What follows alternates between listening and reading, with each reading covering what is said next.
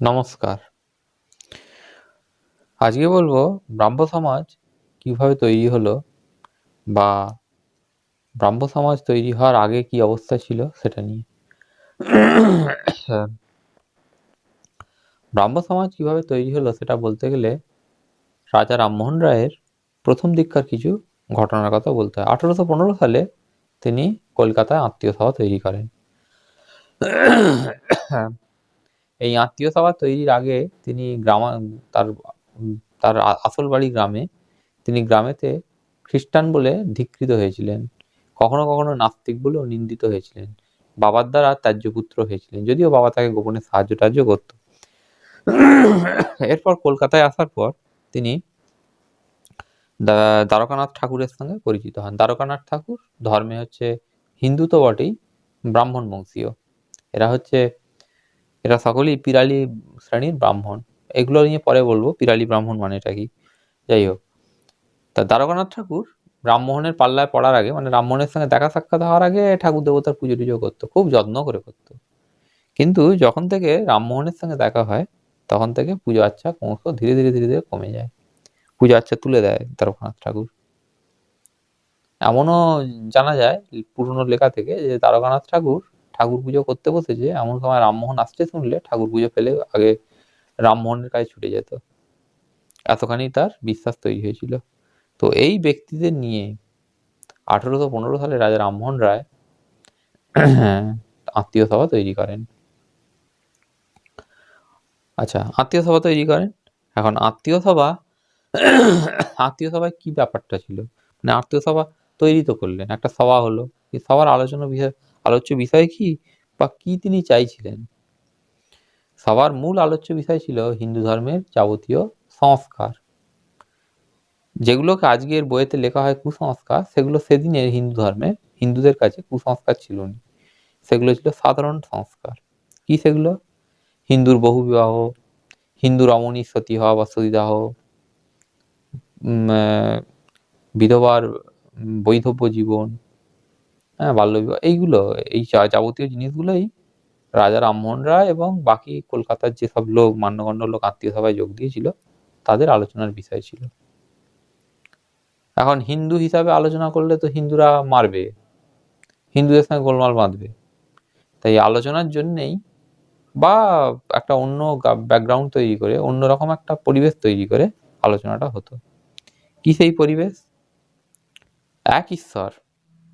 রাজা রামমোহন রায়ের যে তত্ত্ব সেটা হচ্ছে এক ঈশ্বরের তত্ত্ব। এক ঈশ্বরকে সামনে রেখে, এক ঈশ্বরের অনুগত হয়ে, এক ঈশ্বরের ভজনার মাধ্যমে নিজেদের এবং গোটা বিশ্বের মঙ্গল সাধন করতে হবে। এই জায়গা থেকে তারা মনে করেছিল হিন্দু সমাজের যেসব মানুষ তারা খারাপ অবস্থায় আছে, তাই তাদেরকে উদ্ধার করতে হবে। তাই তারা এই ধরনের আলোচনাগুলো বসাতো আত্মীয় সভাতে যে আলোচনা হতো, তো সেগুলো সেই সময়কার যেসব কাগজ তাতেও কখনো কখনো প্রকাশিত হতো। আত্মীয় সভায় অনুষ্ঠানগুলো, মানে সভাগুলো সাধারণত সপ্তাহে একদিন হতো। প্রথম দিককার সভাগুলোতে শিবপ্রসাদ মিশ্র নামে একজন ব্যক্তি, তিনি বেদ পাঠ করতেন, এবং গোবিন্দ মালা বলে একজন ব্যক্তি ব্রহ্মসঙ্গীত গাইতেন। এই ব্রহ্মসঙ্গীতগুলো বেশিটাই রাজা রামমোহন রায়ের লেখা। তখন অবশ্য সংস্কৃত যে শ্লোক সেগুলোর বাংলা করা হতো না, সেগুলো সংস্কৃত শ্লোকগুলো এমনি পড়া হতো। এই সময় যারা তার সঙ্গে ছিলেন তারা যেমন দ্বারকানাথ ঠাকুরের একজনের নাম বললাম, এছাড়া ব্রজমোহন মজুমদার, হলধর বসু, নন্দকিশোর বসু, রাজনারায়ণ সেন, হরিহরানন্দ, জীব তীর্থস্বামী, এরা ছিলেন।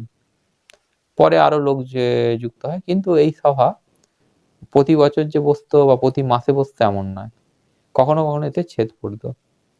রামমোহনের নামে মকদ্দমা চলার জন্যে বা রামমোহন সতীদাহ বিষয়ে বেশি মাত্রায় চিন্তিত হওয়ার জন্যে, সতীদাহ রদের ব্যাপারে, সেই জন্যে 1818, 17, 18 এইরকম সময়গুলোতে এই আত্মীয় সভার কার্যকলাপ বন্ধ হয়ে যায় একরকম। এর মধ্যে 1821 এসে তিনি আত্মীয় সভা তুলে দেন। আত্মীয় সভা তুলে দিয়ে তিনি একটি নতুন সমিতি বা সভা তৈরি করেন, সেটার নাম হলো কলিকাতা একেশ্বরবাদী সমিতি। এই কলিকাতা একেশ্বরবাদী সমিতি যখন তৈরি হয় তখন দেখা গেল সেই সভাতে খ্রিস্ট ধর্মের বেশ ভালো রকম প্রভাব আছে এবং খ্রিস্টানরা এই সভাতে যোগ দিচ্ছে। যেমন একজন খ্রিস্টানের কথা বলা যায়, এর নাম হচ্ছে অ্যাডাম সাহেব। অ্যাডাম সাহেব ক্যাথলিক খ্রিস্ট ধর্ম, যে ধর্মেতে যিশুর তৃত্ব অর্থাৎ ভগবানের তৃত্ব সত্তা স্বীকার করা হয়, অর্থাৎ পিতা পুত্র পবিত্র আত্মা, সেই সত্তা ত্যাগ করে তিনি এই রাজা রামমোহন রায়ের একেশ্বরবাদী কমিটিতে যোগ দেন। এর জন্য অ্যাডাম সাহেবকে সেদিন শুনতে হয়েছিল যে ইনি শয়তানের অনুচর হয়ে পড়েছেন। কে শয়তান জানা নেই, কিন্তু তার নামে এটা। এছাড়াও থিওডোর ডিকেন্স, জিটি গর্ডন ইত্যাদি সাহেবরাও, প্রমুখ সাহেবরাও এই সভায় যোগ দেন। এই সাহেবদের মোটামুটি একটা ধারণা ছিল, এই যে কলিকাতা একেশ্বরবাদী সমিতি, আসলে এটা দিয়ে রামমোহন রায় খ্রিস্ট ধর্মকেই ছড়ানোর চেষ্টা করছেন, একেশ্বরবাদী খ্রিস্ট ধর্ম ছড়ানোর চেষ্টা করছেন। কিন্তু অচিরেই তাদের সেই ভুল ভেঙে যায়। 1828-এ এসে কলকাতার যেসব হিন্দু সম্প্রদায়ভুক্ত যারা এই কলিকাতা একেশ্বরবাদী সমিতিতে যুক্ত ছিল, যারা আবার আত্মীয় সভার লোকও ছিল, তারা বলে বসে রামমোহনকে যে এই ইংরেজি ধরনের বা বাইবেলের অনুশাসন মেনে আমাদের সভা করার কি দরকার, অর্থাৎ ব্রহ্মের উপাসনা করা কি দরকার, আমাদের বেদের মধ্যেই তো ব্রহ্মের উপাসনার কথা বলা আছে, সুতরাং আমরা আমাদের মতো করে একটা সভা করলে হয় না। রাজা রামমোহন রায় তাদের কথায় স্বীকৃতি দিয়ে ব্রাহ্ম সমাজ তৈরি করেন, ব্রাহ্ম সভা তৈরি করেন, সেটাই ব্রাহ্ম সমাজ। প্রথম যখন ব্রাহ্ম সভা হয়, তখন সেই সভায় অন্ততপক্ষে 500 লোক যোগ দিয়েছিল কলকাতার।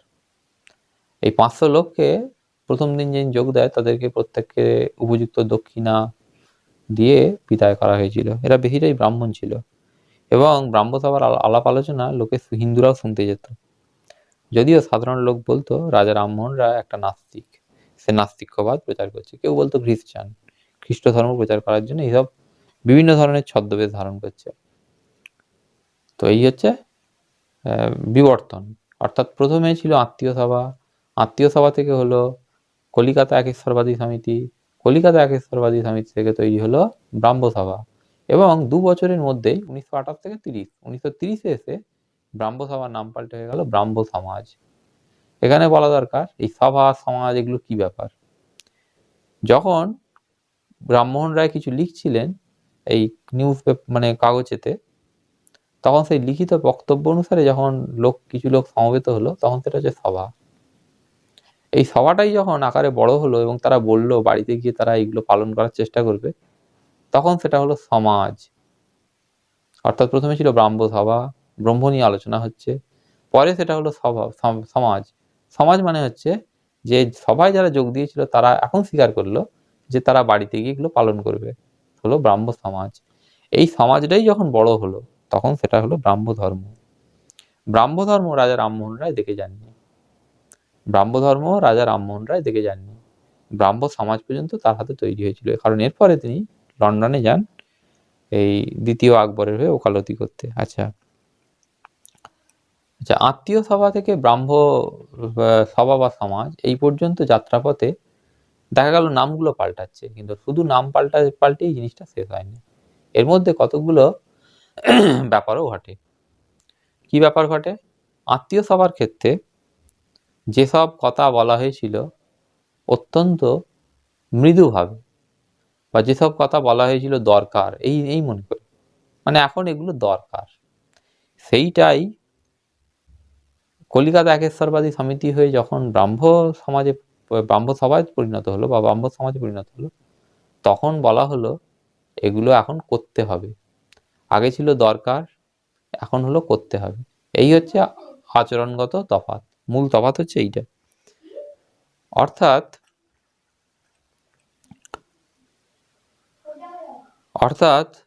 আত্মীয় সভাতে যেটা ছিল কনসাসনেসের ব্যাপার, যেটা ছিল কলিকাতা একেশ্বরবাদী সমিতিতে কনসাসনেস বা একটা মতামত তৈরির ব্যাপার, সেটা ব্রাহ্ম সভা বা ব্রাহ্ম সমাজে এসে হয়ে গেল যে এখন এটাকে এক্সিকিউট করতে হবে বা এখন এটাকে কাজে পরিণত করে দেখাতে হবে।